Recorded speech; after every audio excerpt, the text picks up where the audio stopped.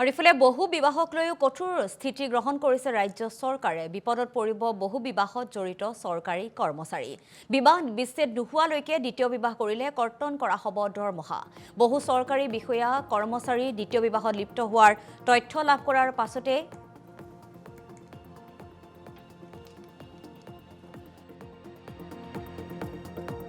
কৰিছে মুখ্যমন্ত্ৰীগৰাকীয়ে আৰু বহু বিবাহক লৈ কঠোৰ হৈ পৰা দেখিবলৈ পোৱা গৈছে ৰাজ্য চৰকাৰ যিসকলে বহু বিবাহৰ সৈতে জড়িত হৈ আছে চৰকাৰী কৰ্মচাৰীসকল বিশেষকৈ তেওঁলোক বিপদত পৰিব বিচ্ছেদ নোহোৱাকৈ বিবাহ কৰিলে দ্বিতীয় প্ৰথম পত্নীক দৰমহাৰ এটা অংশ প্ৰদান কৰিব আৰু কৰ্তন হ'ব বহু বিবাহ কৰোৱা চৰকাৰী কৰ্মচাৰীৰ 20% দৰমহা কৰ্তন কৰা 20% দৰমহা চৰকাৰে দিব কৰ্মচাৰীজনৰ প্ৰথমা পত্নীক অভিযুক্তৰ বিৰুদ্ধে ন্যায়িক প্ৰক্ৰিয়াৰ লগতে চলিব বিভাগীয় তদন্ত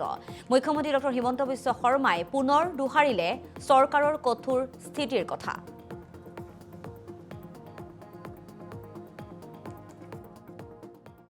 কৰা পত্নীগৰাকীয়ে যদি দ্বিতীয়জনক অৰ্থাৎ যিজনে দৰমহা দিয়ে তেওঁক যদি আবেদন কৰে তেওঁৰ দৰমহাৰ 20% ইনক্লুডিং ডিএ এইটো নহয় যে বেচিক স্যালাৰি সম্পূৰ্ণ দৰমহাৰ 20% পৰিত্যাগ কৰা পত্নীগৰাকীৰ একাউণ্টলৈকে ট্ৰান্সফাৰ কৰি দিব কেছু চলি থাকিব প্ৰচিডিঙো চলি থাকিব সমান্তৰালভাৱে মহিলাগৰাকীয়ে 20% দৰমহাৰ ধন লাভ কৰিব যাতে তেওঁলোকে এটা জীৱন এটা আৰম্ভ কৰিব পাৰে আজি আমাৰ চৰকাৰী কৰ্মচাৰীৰ এভাৰেজ দৰমহা 50,000 প্লাস ইন এণ্ড এৰাউণ্ড গতিকে লগে লগে অন্তত মাহত 10-12,000 টকা সেই পত্নীগৰাকীয়ে পৰিত্যাক্য পত্নীগৰাকীয়ে লাভ কৰিব পাৰিব আৰু ইমানতে শেষ হৈ নাযায়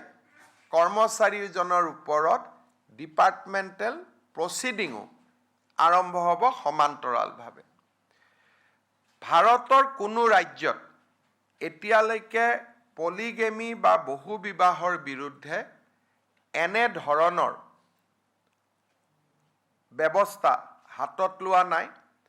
আমি অসমে প্ৰথম আৰম্ভ কৰিছিলোঁ যে কোনোবা সন্তানে যদি চৰকাৰী কৰ্মচাৰী সন্তানে যদি নিজৰ পিতৃ মাতৃক কষ্ট দিয়ে টকা পইচা নিদিয়ে দৰমহাৰ 10ৰ পৰা 15% প্ৰণাম আয়োগে কৰ্মচাৰীজনৰ পিতৃ মাতৃক হস্তান্তৰ কৰিব পাৰিব ইয়াৰ পিছত কিছু সংখ্যক এনে ব্যৱস্থা লোৱাৰ পিছত এতিয়া চৰকাৰী কৰ্মচাৰীৰ বিৰুদ্ধে এনে অভিযোগ প্ৰায় নোহোৱা হৈছে মই ভাবো যে আজি আমাৰ ৰাজ্য চৰকাৰে যেটো সিদ্ধান্ত লৈছে ইউ আমাৰ আই মাতৃসকলক সুৰক্ষা দিয়াত এক ডাঙৰ পদক্ষেপ হিচাপে থিয় দিব যুৱক যুৱতীৰ কল্যাণৰ বাবে ৰাজ্যত গঠন হ'ব নতুন বিভাগ 17 ছেপ্টেম্বৰত ৰাজ্যত আৰম্ভ নতুন বিভাগৰ কাম-কাজ প্ৰধানমন্ত্ৰী নৰেন্দ্ৰ মোদীৰ জন্মদিনৰ দিনাই বিভাগটোত মুকলি কৰিব চৰকাৰে ইতিমধ্যে বিভাগটোৰ কৰ্ম পৰিচালনা বিধি প্ৰস্তুত কৰিছে চৰকাৰে 17 ছেপ্টেম্বৰত ৰাজ্যত আৰম্ভ নতুন বিভাগৰ কাম-কাজসমূহ আৰু প্ৰধানমন্ত্ৰী নৰেন্দ্ৰ মোদীৰ জন্মদিনৰ দিনাই বিভাগটো মুকলি কৰিব ৰাজ্য চৰকাৰেও ইতিমধ্যে বিভাগটোৰ কৰ্ম পৰিচালনা বিধি প্ৰস্তুত কৰিছে চৰকাৰে নতুন বিভাগৰ ওপৰত ন্যস্ত হ'ব যুৱ কল্যাণৰ সকলো দায়িত্ব মুখ্যমন্ত্ৰী ডক্টৰ হিমন্ত বিশ্ব শৰ্মাই সংবাদ মেল যোগে জনাইছে এই কথা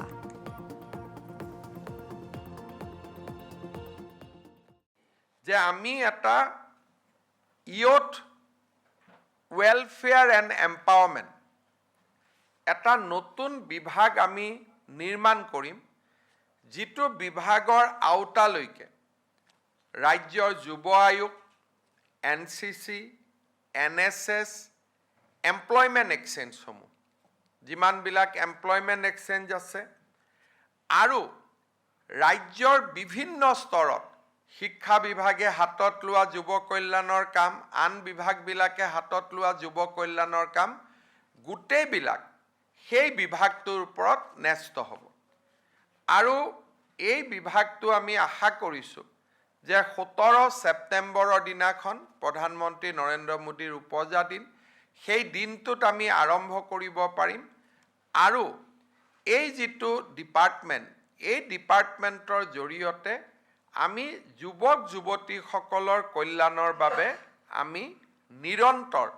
কাৰ্যসূচী আমি গ্ৰহণ কৰিব পাৰিম যে আমি এটা ইয়থ